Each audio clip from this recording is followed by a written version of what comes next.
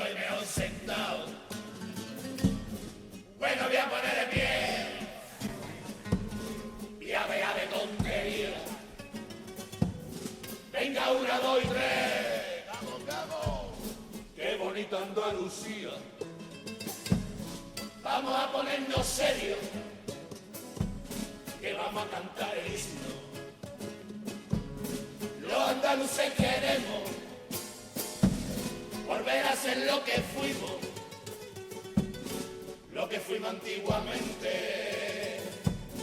Pobrecitos y vasallos, siervos de terratenientes y de chulos a caballo. Si este pueblo se disparata con la boda de un matavaca y la niña de una duquesa, si este pueblo se le arrodilla a una espada y una mantilla, este pueblo me da vergüenza.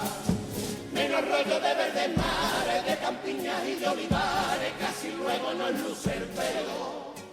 Casa, después te ponen la serie de Emilio Aragón, pintón con su cata, y aparece en el maíz vivo escalón de esa jerarquía.